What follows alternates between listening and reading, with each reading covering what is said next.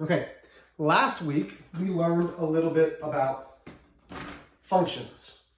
This week we are going to learn about linear functions, or more importantly, linear equations. Our linear functions are going to be in the form of y equals mx plus b. This is called slope-intercept form. Okay? We will start to talk a lot about slope and the y-intercept. We're not ready for y equals mx plus b yet. What we need to start talking about is slope. And this is video 1 of probably 3 this week.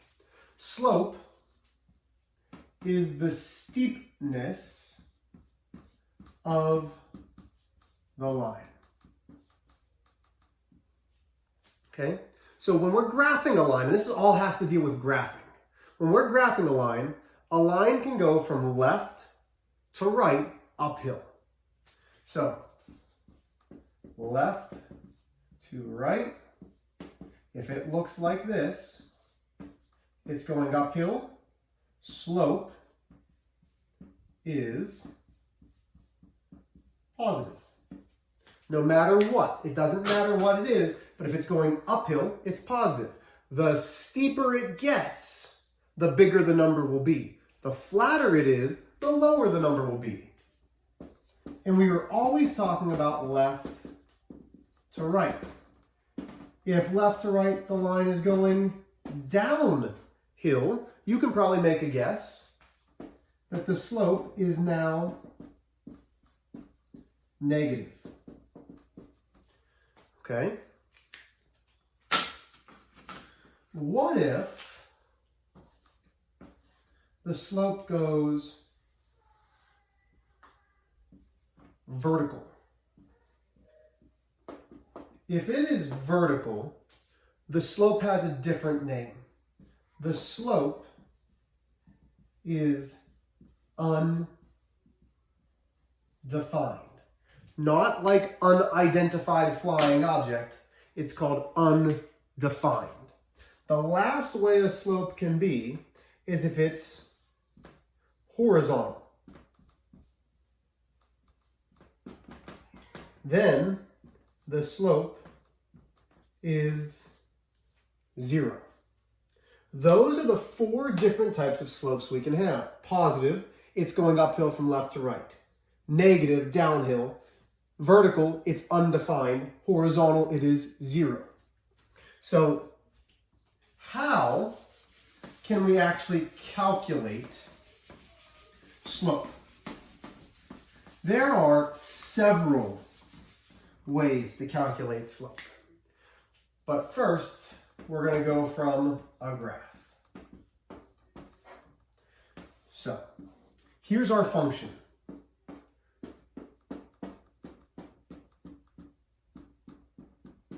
Okay? I'm going to have a point at 3, 3, and I'm going to have a point at -2, -2.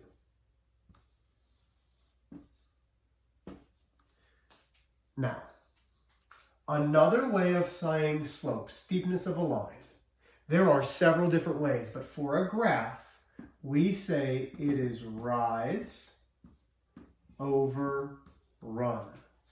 Rise means both up and down. Run means left and right. So, when we're talking about slope, slope is really the letter M. That's how we abbreviate slope, is the letter M. So I'm saying slope is. Just by looking, is my slope positive or negative? Well, let's see. It's going uphill from left to right. So my slope is positive. Slope is always going to start off as a fraction. So it's going to be a positive fraction.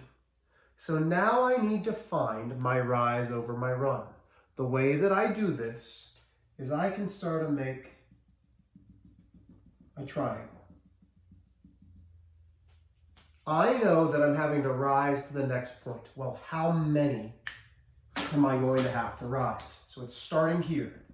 It rises to this jump. Think about a mountain climber. It's climbing up one jump. Here's my next jump. It's climbing up 2. It's climbing up 3. It's climbing up 4. It climbs up 5. The rise is 5. It rose up 5. Remember though, rise is up and down. Well, how many run does it have? So we're here. Let's change colors. So now it's running to the next point. So there's 1. Runs to the next point. There's 2. Runs to the next point. 3, 4, 5. So now I have a positive 5 divided by 5. I want you to always think of slope as a fraction. But we should simplify it. So my slope, if it's 5 divided by 5, is 1. My slope is 1. What does that actually mean? That means that if I go rise up 1, I run 1, there's my next point. Rise up 1 over 1. There's my next point. Up 1 over 1. Notice how all of these are on the graph. Remember how we did y equals kx and k was my constant? Slope is staying constant. The slope never changes for a linear equation or a linear function. So let's do another one.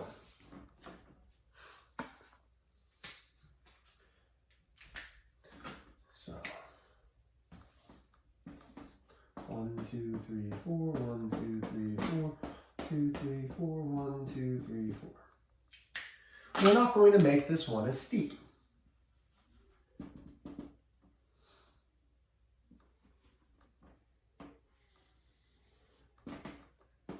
That's a very flat line. So it's not very steep, so that means the number is going to be small. So, first things first. We say slope is the letter m. M equals. We know it's going to be a fraction because slope needs to be a fraction to start because it's rise over run. By looking at this, is it positive or negative? Well, it's going downhill, so it's negative. And I've had people say, Mr. H, does it matter which number is negative? Doesn't. That negative can be out in front as long as one of those numbers is negative. So now I make my triangle. So there's my triangle. Rise first. Remember, rise is both up and down. I always start at the left point. So here I am at the first one. I jump down because that's where my next point is. So it's 1. Well, how many do I have to run? I have to run 1, 2, 3, 4.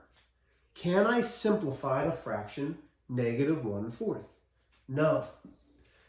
And I told you a lot this year that, hey, listen, in algebra in 8th grade, you're really not going to want to deal with decimals. We want those fractions. This is one of the first things that you're really going to see. Slope will not be decimals very often. We're going to want fractions. Okay, so let's do another one. And again, we will be spending a good bit of time with slope. That will be pretty much the 3 days. So 2, 3, 4, 5, 1, 2, 3, 4, 5, 1, 2, 3, 4, 5, 1, 2, 3, 4, 5.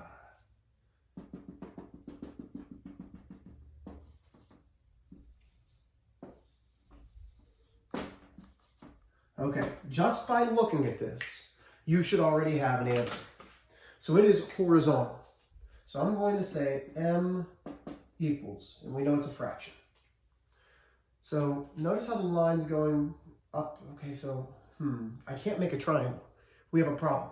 How many up and down do I need to go to that next point? Well, 0. So 0 is in my rise because I can't go up and down, but I can run. 1, 2, 3, 4, 5, 6. 0 divided by 6.